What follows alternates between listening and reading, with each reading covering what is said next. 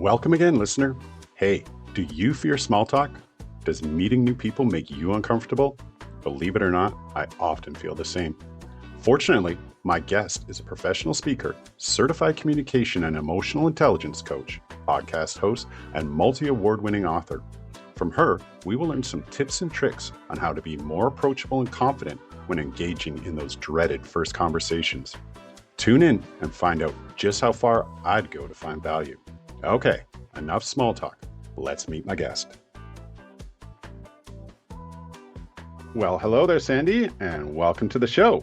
Thanks, Graham. Happy to be here. Now, before we start, I'd like to ask you, just out of the blue, did anything surprise or amuse you this week? Yeah, something that surprised me this week, Graham, that was really interesting. It delighted me this week, but it was a reminder. When we get reminders, they kind of act like surprises for us. So I was doing this talk and I had this big group of people I was talking to. And after the talk, there was a Q&A, and this fellow came up to me and he said, "Hey, Sandy, all your tips were great, but I'm struggling because I'm a bit of an introvert. How do I connect with my team better?" Now, looking at this fellow, he looked like he was angry. Like he looked like he was having a bad day. And so I quickly picked out a tip that I use that helped me in my own networking years ago. And I call it the power of E. So what it is that we can do it together. Basically, you shape your face like you're saying the letter E, right? So you don't actually say it because it would be weird. But in a nice, gentle way, you say E to yourself. And what happens is your face lights up. It becomes more approachable. It becomes more friendly. And so all of a sudden he just lit up. Like, you should have seen him, Graham. He was so excited and more confident than when we first started talking. And it was like he took this little tool, he put it in his pocket, and off he went. And so it was just, for me, it was a nice surprise that, again, it's just such a reminder that little simple communication tips can have a huge impact. The power of E. Now, why I asked you on the show, and it's a perfect follow-up to my previous episode called You Win Some, where I spoke with my guest about the idea of gamification to help overcome uncomfortable situations. So an example he gave was, if he's at a conference or professional function, he makes it a game to speak with two new people before moving back into his comfort zone with those who he may already know. But in those situations, I know for many, small talk is difficult. And I know I don't particularly like small talk, which is kind of ironic for a podcast host. But, why I wanted to bring you on the show was, as a communications expert, and particularly for speaking, improving your communications both professionally and personally, how can we become better small talkers when we meet new people in say uncomfortable situations? Yeah, it's a question I get asked a lot. And I think the first thing we need to do, Graham, is we need to eliminate the word small talk, because that off the bat just has a negative connotation to it, right? So we want to, when we're meeting people, and I think in your last guest also said that it's harder as an adult to meet people, to break into conversations. And I can agree with that. If you're networking or you're moving to a new city or you're trying to group it, make new friends, essentially what you need to think about is this one big shift. And it's really about not going to that situation and thinking, what do I say? It's shifting to, what can I learn about these people? And that shift, it took me a while to get there, but when I did that shift, what happens is you're not thinking about judgment and opinion. And what you're thinking about is more curiosity. And so it shifts you into a place where you actually want to be interested in people and learn about what their distinctions are and how maybe you can connect. So that's the first thing, is really got to think about shifting there. The second thing about going into a social setting or meeting new people and having an initial conversation is to find something similar right off the bat. So you need to find, everybody in the life, no matter what age they are, all we want is purpose and flexibility. Seriously, it just comes down to those two things. So if you can find what is driving them, what you have in common, then already you're building that bond. And it's easier to start talking. Most people don't go to an event prepared to have a conversation. They just show up. And so Yeah. I tell people to be set for success. Like over the holidays, I did a series where I said to people, be set for success for the holidays. Have your stories, starts with S, have your triggers, your responses to triggers, and have experiences that you can share with people. So you kind of have these things in your pocket as you're going to go and chat with people, and there's more likelihood that you'll make a connection. Right. Okay. So obviously the first thing you mentioned is so mindset first. You have to have the mindset of being open because if you go in there, like you said, and I think that's actually a great distinction because as soon as we call it small talk, we're diminishing the value of it and, therefore not being so open to it. But you also Exactly. mentioned like preparation. So in some respects, people may see that, and I know definitely when you're going to a conference, it is supposedly work related, but in social environments, if you go, you know, with preparation, it seems, does there seem a sense of falsehood, about that? Sort of like, hey, I'm going on a talk show. I better have something interesting to say. Well, I can give you an example. So, I think a lot about this because my parents are gone. My dad was a phenomenal human being, and he could go into any situation, Graham, and he could make the most uncomfortable person feel comfortable. And I mean, Mm, he's actually left that in me. It's part of my passion to make that happen as well. But what he would do is, so I'll just give you a scenario. He's going to, let's say we're going to a holiday celebration. mhm, And so we're all piled into the station wagon. I'm a teenager at this point, and so we're piled in the station wagon, off we go. And he would always turn to my mom and he'd say, on the way to this party, okay, so who's going to be there? And what are their kids' names again? And mm, he'd kind of go through them and he goes, and what are they into? Or, oh, yeah, that's right. They're into basketball, sports, collection. They collect unicorns. Like, what is this person into? Right. And yeah, so then he would walk into the party, he would see them, and already he's prepared to have a conversation. So that's what I mean by a level of preparation is being right. aware of who could possibly be there. Right. And is there something that I could make our conversation spark quicker. And Mhm, so the thing is, like, it's not, definitely don't want to be false. I mean, the whole key to connection is being genuine. You don't mhm, make a connection unless you're actually interested and listening to what the person says. So that connection really happens when you take a step back and think, who's going to be there? What do we have in common? And how can I have a quick conversation with this person? And now let's say you go into an event, you don't know anybody. The quickest way to make a connection, well, there's two. The quickest way, number one, is to smile. Absolutely smile. Like, and so the E is that step towards it, right? Yeah, just like you're doing. So the thing is, like, when you have this radiance about yourself, you're more approachable. The mhm, second thing is to pay them a compliment. That mhm. people love a compliment. And that's obviously an authentic one, not a real genuine one. So, like, oh, I love your scarf, or hey, did you find parking here? Because I had a heck of a time. It could just be anything like that that would bring you together quickly. Some of Mhm. my best friends I have today are from me asking a random question at the beginning of a conversation. I mean, the thing is, what one of the things that I tell people to do is, so when you go to a networking event specifically, there's always the first question, hi, I'm Sandy, and what do you do? And the person responds back, I'm so and so, and this is what I do. And then we kind of run out of gas, right? Because Mhm. there's this really weird, uncomfortable space after that. And so that's where I say it's important to add in a third question. Now, a third question is an open ended question, and the type of question really matters. But instead of saying to someone, what do? You could say, how did you choose to get into that profession? Mm, Now, that's more of an open ended question. And what happens is the third question, if you ask it, it deepens your engagement with people because they don't expect it. So, what happens is they don't have this file folder they're pulling the answer from in their head. They actually have to think about it. And when they think about it, they feel the question. mm. And what happens is when they feel the question and you're actively listening, they feel seen and heard. And that's when a genuine connection happens. We know people have told us in the past we should always be prepared when we're going, particularly to a professional function, to have our elevator pitch, Mhm. right? Do we need to both have a professional elevator pitch and a personal elevator pitch when we're in, say, social situations? So I would tell everybody right now, and people are probably going to put some comments about this, please, please, please ditch the pitch. Like, just Get rid of it because we just don't connect with people like that. We don't walk up to someone in the grocery store and say, I do this, I sell that, and this is who I am.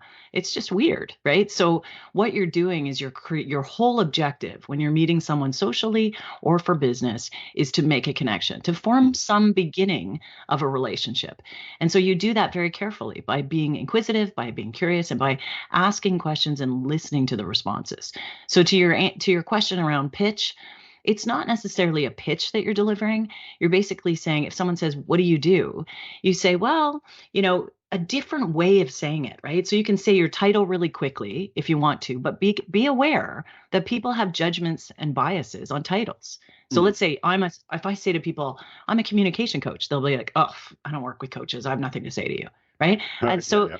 so you have to be careful about Mm. who you're actually connecting with and the titles that you're giving out. So what I rather do is say, well, what I do is, I'm a speaker, I'm an author, I'm a coach, and what I do is I help people with talks, training, and programs to have more confidence and be more engaging in their relationships at work and home. And they usually will say, how do you do that? And then we'll Mm. start getting into a conversation. But I always ask questions first. So if you're not comfortable with giving a pitch, the best advice I have for you is ask questions, because the conversation then goes to the other person, and Mhm. all your responsibility is to listen, is to absorb that information and show with respect that you find the person interesting. And then what's going to happen, like many times you'll be at these parties, let's just say you're at a social party and you run into someone new and you're having a chat, and at the end of the party, that person leaves and says, wow, I just had such a great conversation with that person. I really feel connected. And they were just talking about themselves the whole time. Mhm. So it's just a matter of remembering we're just people, we're humans. And what we're starving for is connection and credit for what we think. Right. So that could be in some regards the I think maybe why people have fear of small talk is because they're actually not so much afraid of talking to other people, but talking about themselves. So if you do have that sort of fear of small talk, um, make it about the other people and let them do the talking. Yeah, I think we're all just nervous about judgment, about people's opinions of us. And there's a lot, let's be real, there's a lot going on in the world right now, right? So Yeah. we're not even sure what to say to other people with that won't offend them. So the key here is to definitely use questions. I mean, they're one of the most effective ways to build a genuine connection. And when you use it after a second question, after your first kind of pleasantries, then people will remember you. So my mentor, Dale Carnegie, says it best. He says, you can make more friends in 2 months by being interested in other people than you can in 2 years trying to get people interested in you. See, the Mm. key is to be interested, not interesting. Right. Well, that brings up a point I wanted to discuss, which is if you want to define necessarily a good conversation. Now, it's interesting you say people will say, "Oh, I had this amazing conversation with so and so," and not realizing that it was actually they did all the talking. So it wasn't a Mhm. conversation, but in a conversation, is it about addressing both parties' needs? So, to speak and be heard, but at the same time, you do have that need to be informed and interested because you can go and ask, certain people, oh, and talk about them, but you could be 5 minutes in and go, I got to find it out. I Mhm. got to get it. Oh, my drink's empty. I better, excuse me for a second. Yes. Yeah. This is where I call them connection cues, but this is where nonverbal communication is so important in a conversation with people. So, Mm. in the first 4 minutes of meeting someone, our nonverbal makes up more than half of all our contact in the first 4 minutes. So it's Mm. critical that, and we weren't taught this stuff in school, which is why I'm even more passionate about helping the younger people today to really understand nonverbal. So when you're in a conversation with someone, and we've all been there, right? The person just keeps going and going, and you're like, kill me now, right? Get me out of this conversation. So, what you want to do is you actually want to start looking at a bunch of pieces. First of all, one of the easiest tips is look where their feet are pointed. So where Mm. people's toes and feet are pointed is a subconscious way of telling their body where they want to go. So they don't even control that. So if you're talking to someone and their foot is pointed towards the door, they want out of your conversation. So that's a really key piece to keep an eye on. And you're not looking at their feet the whole time, trust me, but and so there's little tips like that because your body is acting from subconsciously from what's going on, right? So other thing is also to look at, we're told eye contact and positioning of the body and stuff, but it's really looking at how their posture is. Are they open or closed? Are they creating too much space? Are they a close talker and you want to get away from them, or they're too far away? Like you're looking at where they are in their spatial constraints. And then you can't forget the importance of a pause. The Mm. pause is so powerful. And so, whether you're speaking or whether you're listening, so if I'm going to say something, there's a cue, right? If I want to say something, I'm going to open my mouth. I call it the fish, right? So basically your mouth starts opening because your subconscious is telling you you're about to speak. And so you're watching for these cues. And so then you're more aware, oh, I'm talking on too much. And then you own it and say, sorry, I'm really passionate about this stuff. And so I kept going on about it, but please tell me, do you have a question? Mm. And bounce it back. You think of it like a game. There's a ball that's bouncing back and forth between you in a conversation that's Mhm. healthy and a conversation that's interesting. Yes, you can nod along and you can be a part of it, but you let the person finish and then you ask your question. Yeah, and definitely, I think it comes down to maybe, you know, letting go of the ego. And this brings up something that I've noticed. So, in my career, I've worked with, several, quite a few, C-suite executives, right? And this seems to be more, I think, of a male trait.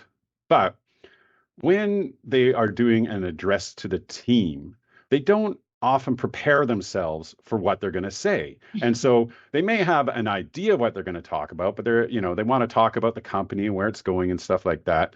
But then they just meander on and just goes on, and then you just start tuning out. So, the message is lost. Now, I don't know if this comes from because of their position, how they've grown, and people are always like, listening. Oh, yes, please tell me more. Oh, yes, because you've had success, Mhm. but they forget that basic idea, like what you said before about preparation.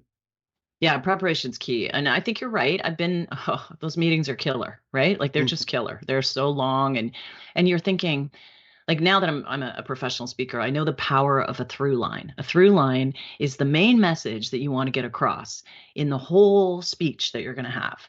And so whether that's a meeting, whether it's a conversation, it's a through line. And they don't know what that is, right? They're basically, if they're meandering, they're just trying to fill the air Mm. and or it's coming from an ego place. And so I think the thing for me that helps people in that situation, I don't know if it's a male or female thing. I've noticed it in both, frankly, but I think it's really about them not being aware and observing how their words are landing with people. There's speaking, and then there's actually seeing if your words are connecting. They're two different things. So they get up there, and unfortunately, as people elevate in companies, you're a good manager or you're a good employee, you're going to be a good manager. You're going to be hired as a manager, promoted to management. If you are a manager, you're going to be promoted to a director. So if you're doing your job well, you keep going up the ladder if that's what you want. But with that, very rarely is there much training around how to speak, to present, to engage people. They Mhm. just say, okay, you've got to present on this, but they don't say, how do you want the person to feel after you've finished the speech? How do you Mhm. want someone to react to what you're saying? What action are they going to take based on what you're sharing with them? So they don't think those things. And I think a simple observation from them would have them quickly shorten their speech, right? Because they're going to see the body language of the people in the room. I think you're right. A lot of people are also, they're used to people saying yes and listening to whatever they want to say. The good leaders that I've worked with, the people that are really trying to get engagement and productivity from their teams, Mhm. they actually are observing how their words are landing with people. And then they're pivoting their words to make sure, or they stop and they say, okay, they're injecting a little humor by saying, okay, it looks like I've lost the room here. Everybody's still with me. And now people come back, right? So we can only focus on so much. And so I think the thing is, the great leaders are relatable, they're honest, They say that they don't know when they don't know, and they observe how their words are landing with other people. Yeah, so that would definitely be you need, and at any level of your career, social status, whatever, but you do need to have self-realization in the moment of what is going on. And that's, as you say, feeding off the cues of the people you are speaking to or Mm, speaking with, not necessarily speaking at, because I don't that's think right. people really enjoy being spoken at. Yes, no, they don't. Nobody does, right? And even Yeah. in a TED talk, you're not speaking at people. You're engaging them to spark an idea, to have a shift in their thinking if you're doing it Mm. well. Yes, and you've done some TED Talks. Is that correct? Yes, I've done a TED talk and I had a lot of fun doing it. It was during the pandemic. Unfortunately, it was a closed set. And so for a Mm. speaker, it's really hard to do a TED talk to a closed set because it's about igniting an idea. And so you want to see the reaction from the audience. And especially me being specializing in communication, it Right. was a bit tricky. But the secret to powerful long-term relationships was the theme of mine and Mhm. really about labeling with care because we Mm. label people all the time in everything they do in every relationship we have. And so when you're really careful about labeling people and understanding their emotional needs are driving their decisions, then it's a whole game changer. Right. So when you're talking about relationships with people, you're talking, professional, personal, the whole gambit, correct? Yes, that's correct. Yeah. Yeah. And so, you know, is this a common occurrence then for people to immediately label people or over time label people and can't break out of that? Oh, yes. Yes. Like what you think about it, when we start in a personal relationship or even in a working relationship, we start and we're in a bit of a romantic stage in our mind, right? They can't do anything wrong. Everything's great. And we label them as wonderful and this and that. And then over time, things start to be a little less rosy and things start to get a little annoying and you start labeling behavior. So, someone's not putting the trash out or someone's not emptying the dishwasher. Now all of a sudden they're lazy or they're, whatever word you want to inject there. And so Mm. what happens is you start having these mental labels in your mind, and you've gone from like adorable to annoying all of a sudden in your labels. And so what happens is that actually really tarnishes the relationship. And so, you find like, for example, I would be someone who, when in my relationship, at the beginning of our relationship, I'm, someone that's really ambitious. That would be my label, or someone that's really creative. But over time, that could shift to my partner saying, okay, she's just assertive or she's Mm. relentless or she's a bit scattered, right? Because she's so creative. So that's what can happen unless you understand what's actually emotionally driving the people. And this part of my passion and my journey has been learning what actually emotionally drives people. And when you understand that, you have way more empathy and the labels all of a sudden go away because you understand what they emotionally need to be happy and you just accept them for that. I Prior to having you, come on the show, I went through your website, and I'll definitely post a link to that in the description of the episode. But there was quite a lot of content and some great takeaways from there. But one of the first things that I noticed was you talk about communication blockers. Mhm. So, what are communication blockers? Yeah, so I also start this in my book with this because it's so important. There's actually 16 different communication blockers that we all use, and many of us don't even realize it. And these are things that we do when we're communicating with people that actually block our connection. Hmm. So there's 16. I'm only going to give you a couple here, but basically the most used ones I found. One of the ones is called identifying. So when you're in a conversation with someone and you're having this chat and the person's telling a story and you get really excited because you can relate to that story. And so all of a sudden you interrupt them and you say, oh, that happened to me too. And you start going on and you take the story away from them. That's Hmm. actually blocking the connection that you had because by the time you finish your story and come back to them and say, yeah, what was it you were saying? They're gone. They're like, Hmm. yeah, don't worry Hmm. about it. It's okay. So you've robbed them of that moment. And so identifying, and it happens all the time, right? And you think what you're doing is building rapport because you're creating a similar statement about what they're experiencing. But what you've done is you've blocked the connection because you've taken it away from them. So what you want to do there is just hang on to that thought, let them finish their story, and then bring out your story, and it will have more impact. Right. So that's an example of blocking connection. Another example, I was doing this training with a heavy equipment company years ago, and I was helping them with communication skills. And one of the fellows, he sat in the training, his arms were crossed. He's an older fella, and he's like, what's this what's this woman gonna tell me about communication that I don't already know? So he was not happy to be there. He was told to be there. So I just went on with my training for the day. And basically, at the end of the day, I started seeing that he was writing some notes in his book. And so I was like, okay, that's a win. I'll take that as a win. The next day was a second day of training, and he came in early that day, and he pulled me aside and he said, Sandy, I got to talk to you. I took this book home and I put it on the dining room table, and I spent the evening with my two kids and my wife going through communication blockers. And I realized and asked them, what do you think my blocker is? And they all said sending solutions. And I was like, okay, so I'll explain what sending solutions is. Basically, his family said, Dad, what happens is when I tell you something, you automatically come back with a solution for me. And all I want is to be heard. I don't want a solution. And he never realized that because that's just his MO. That's where he went. I'm a dad and I'm going to take care of my kids and I'm going to provide a solution. So this was a big moment for him. He came in and told me they spent 3 hours talking about their blockers and identifying them. And now he was super engaged, understood something about himself, and their connection grew stronger. So there's a lot of people that will enter, and these aren't done from any form of like malice or trying to be there's no negativity here. They're just people doing what they're trying to do best, right? So they're trying to make a connection and trying to be similar. And so they think, okay, someone's complaining about something's happening at work today. I'm going to move right into solution mode. I'm going to give them a solution. But what you should be doing in that situation is first listening and then saying, what do you need here from me? Do you need me to listen? Do you need me to help you come up with a solution? Tell me what you need from me. And then that person and you have that connection. So it's these little pieces like that we do. And frankly, we've never been trained in this stuff. So when I came across them years ago, I started using them in my training programs, and I saw that people were really seeing big changes in their relationships at work and home when they just become aware of what's blocking their communication. Yeah.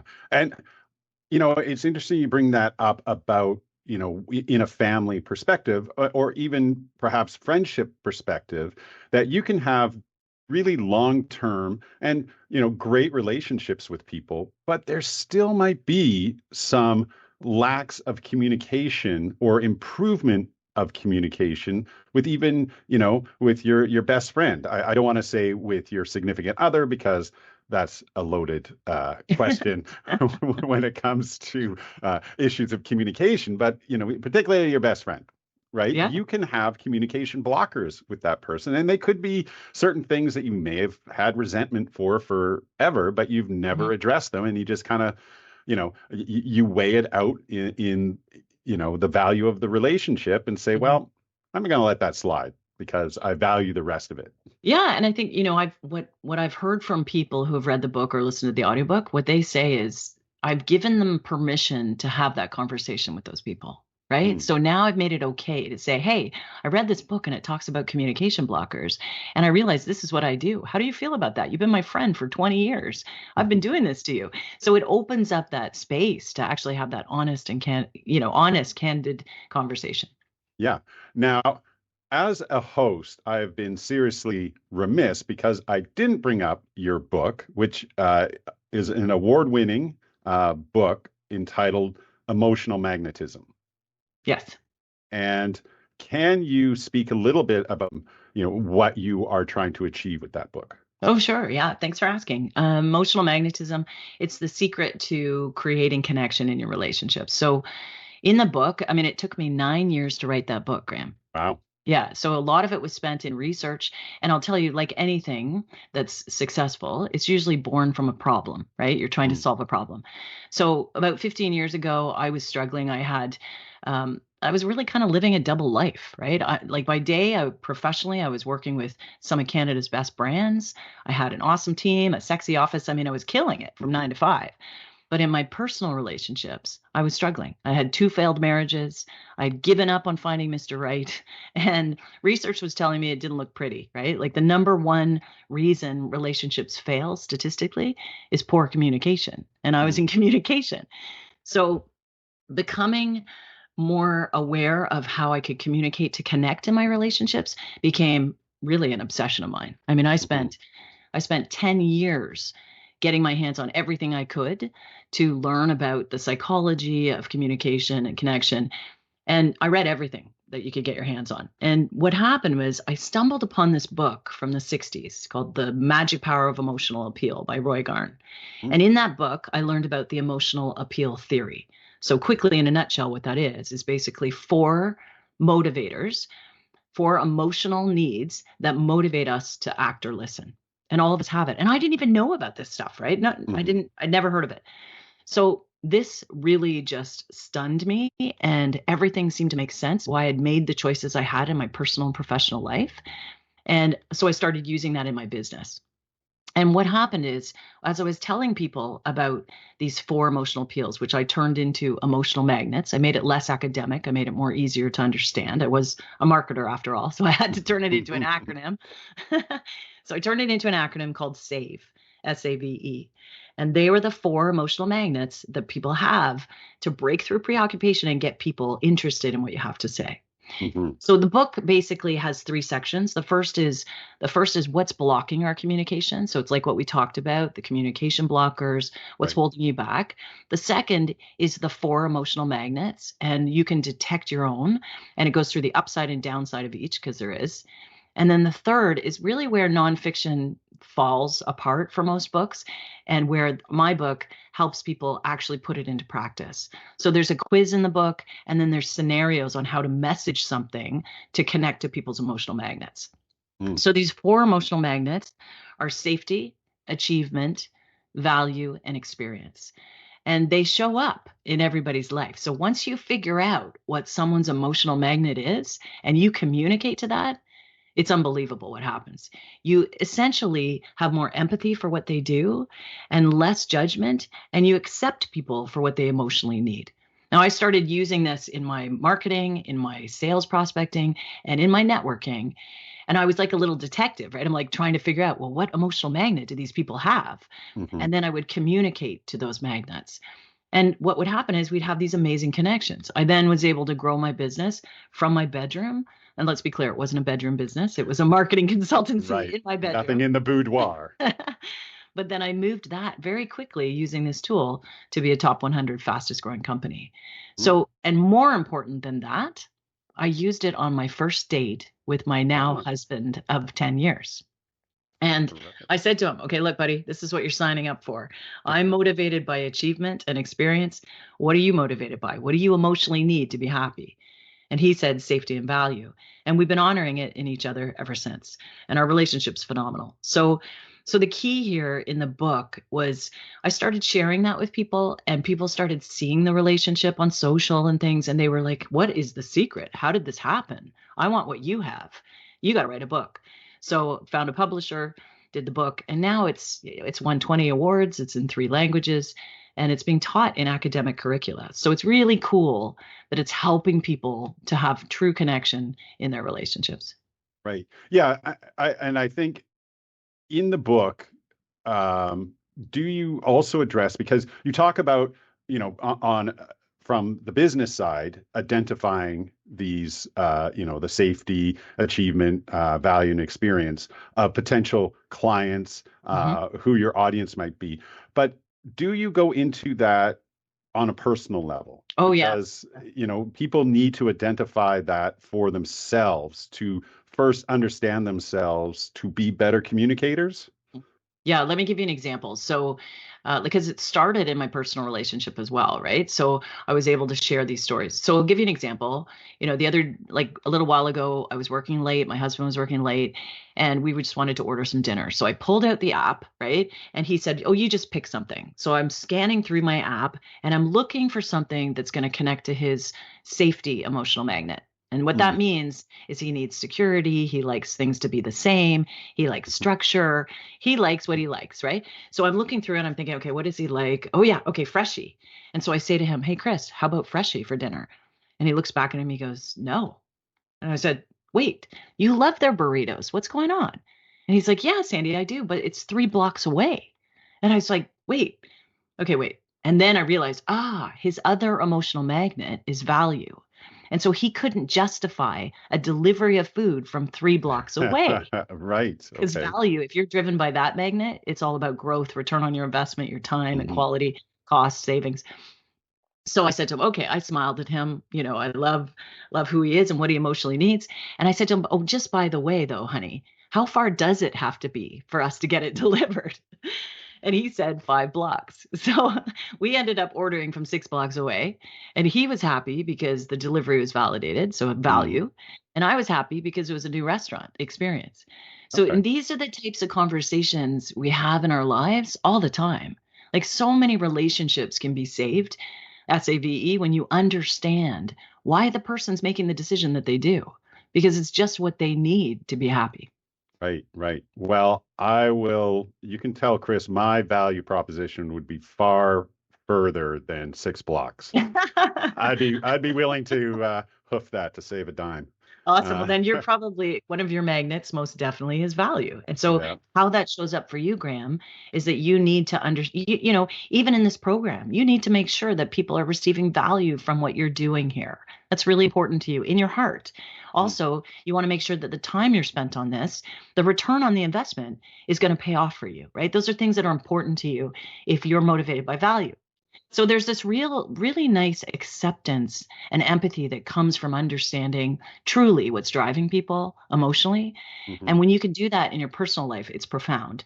When you can do it with your business clients or with new people that you meet, it takes you to a whole nother level in a relationship.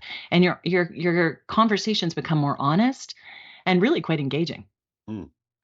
Yeah, and just to go back to your point about my need for value of doing this podcast, this is a perfect time to remind people to follow and comment on the podcast because it sure would provide me a lot of value if you would do that. Exactly. Yeah, it would make you emotionally happy, right? It Because that's sure what you would. need, right? So now that you have that filter, you can then look at it and say, okay, how does that show up elsewhere in my life? And you can even look at your partner, your family, your friends. And when I go through the emotional magnets with people, like names of friends, family, clients, they burst into people's head like popcorn because you Mm. immediately go, "Oh, that's that person. Yep, that one has that one."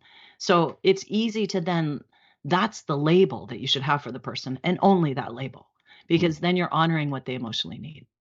Right. Now, just to, not to belabor the point of value, but I think value we can expand beyond just monetary value, Yes, right? Because, absolutely.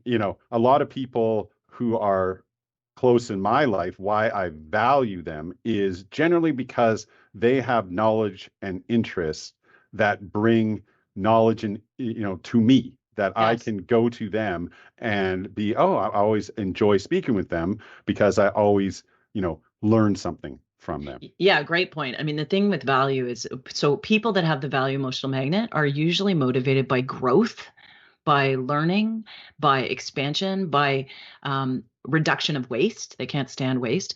They Hmm. think of time and the return on their money as their, as a really important factor in their life. Like their time is their most precious asset. Right. And quality is really important, right? To people that are driven by value. So, to your point, it's not just about money. It's also about creating something of value or leaving something like a legacy to people after you're gone. So Hmm. all those things are, I go into a detail on it in the book. There's also a downside to them too, right? Where there's a couple things that happen with each of these magnets. But once you're aware of it and you see where you measure and you share it with the people that you love and the people that you work with, it's amazing. In relation to the four emotional magnets that you point out in your book, you also talk about this idea of giving yourself permission to fail. Is our fear of failure have to do with us not achieving those four magnets?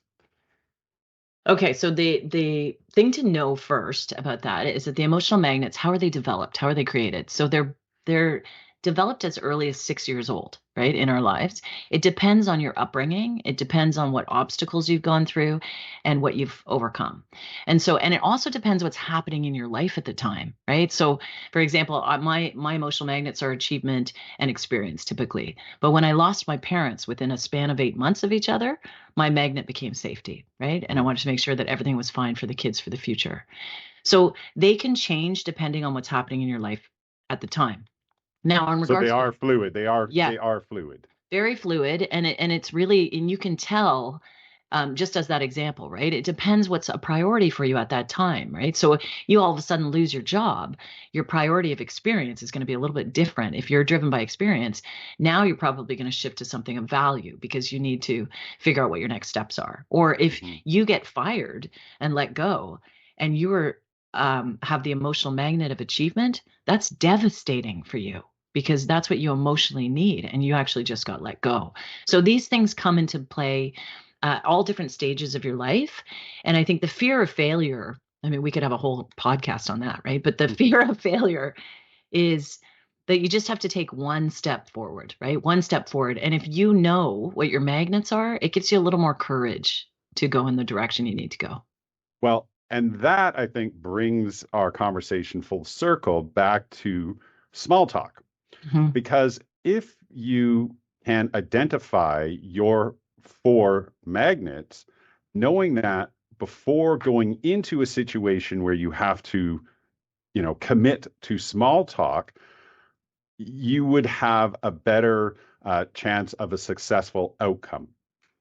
Yes. So what happens is you usually have one or two of the magnets. That's it. Like think of it like a 4 lane highway, and each of us is kind of driving in one of those lanes. Like sometimes we'll steer and go between some lanes, like we'll swerve, but mostly we stick to one or two. So let's say you've got value as an emotional magnet and you're going to a networking event. You definitely do not like small talk. You don't see the value of it, right? Mm. But if you shift your thinking to like what we said at the beginning, to instead of what do I say, to what can I learn about these people, perhaps I can learn something interesting because learning is important to you, right? So maybe I can learn something from these people, then it's easier for you to connect with them. So once you understand your magnet, I'm telling you, it shifts. It's like a filter on your whole life. You Mhm. realize why you actually do the things that you do and what you're going to enjoy. One thing I just wanted to bring up as we near the end here is that you have a great speaking voice. Thank you. Now, I, I'm thinking of and I can't remember her name, the woman who founded Theranos, and she purposely deepened her voice when speaking because she was often speaking with men and noted that if she spoke in a deeper tone that people would take her, you know, more seriously. Now, two things out of that. One, have you been thoughtful in your career about how your voice sounds? And is that something that for women in the business environment need to be mindful, or should it, not be a concern? Oh, yes, this is one of my favorite questions. Thank you. I have a low voice. I was a singer. I don't know. A long time ago I smoked. I think it affected my vocal cords in a positive way. But yes, I am conscious of always having a lower voice when I speak because it's easier to listen to. It exerts confidence. And so, yes, you definitely want to have a lower voice. Your inflection, your pace, your tone all really factor into how well someone listens to you. Now, the recommendation for women, and I strongly recommend this to your listeners that are female out there that are speaking with a vocal fry. Do you know what I mean by a vocal Hmm. fry? It's like, Hmm. Oh yeah. sounds like they got a frog in their throat or they're like, kind of thing. And Yeah. then, or they're elongating their words. Let's say you're at a store and someone says, okay, I'm just gonna check on the computer here. And they go, I'm just gonna check on the computer. Like, you know how they kind of stretch it out Hmm. because they don't like that silence, right? Hmm. And that shows that the person's not confident. It comes across as if you're younger, inexperienced. And if you use vocal fry, I mean, it infuriates people. So you're the quickest way to connect with someone and have them listen to you is to deepen your tone, right? So it's just a way to do it. I know my husband says he religiously listens to my podcast every week because he loves the sound of my voice, right? So he's like, you have a voice for radio. We really do. Mm-hmm. But so do you, Graham. Your voice is awesome for Oh, podcasting. Yeah. thank you. I don't know if my microphone is picking up the flush that's coming to my face at the moment of embarrassment. No, it's true though, right? And so I think the thing is tone is everything. Also your pace, right? There's a lot of people that are younger, they'll speak really quickly, and we can only take so much of that. So Mm-hmm. just being aware of the inflection, being aware of your tonal ranges. Also what they do is a lot of uptalk. So they'll say, "Do you know what I mean?" And they Mm. bring it into a question, right? Instead of like, "Do you know what I mean?" Which is a totally different feeling, right? So, Right. yeah. And again, no fault of everybody. It's just we haven't been trained in this stuff, which is why I'm passionate about helping people to do it. Mm-hmm. Well, that is the perfect segue into the question I always like to end off on with my guests is this notion of, you spoke of self-assessment. If the younger you had the ability to read the book of your life, what would their takeaway be? What would they think? How would they assess as to your journey and where you ended up now? And what might they say to you? They'd say, "Wait, what? You get paid to talk?" um, no, they'd probably say, "Hey, thanks for not giving up, for Mm, persisting." I took a twisty road to get where I am, right? And I say that to a lot of the people, the younger people that I mentor. I say to them, you're going to have on average, I think the study was on average, you're going to have 5 careers in your mm, in your life, and they're all going to be different. So it's okay to find your path. And, I listen to my intuition all the time, and people thought I was nuts, right? They still do. Some people are like, "What is she doing over there?" Right? And then something happens where I have a success or a victory, and they're like, "Wow, I can't believe that worked for you," or "I can't believe you did that too," right? So the thing is, I think she'd say to me, you know, she'd say, "You made it okay to fail. You made it okay to push through your concerns about what other people think, and you weren't fearful. You went for what you wanted, and that's not easy to do at all. It's hard. mm, And there's been times where I've had meltdowns, and I've had second guessing my whole the book. I even second guessed the whole book before it got published. Right, I was going to trash it, mm, and so these are the things that you go through. And I think the fact that my perseverance, my passion for helping people at the end of the day, once you find that passion that's going to actually bring joy and support and success to other people, it drives you forward, right? Because all mhm. the other stuff doesn't matter. It's just really what at the end of the day is going to be your mark on the world, and that's what drives you through Right. all the failures, all the fear, and all your self-talk.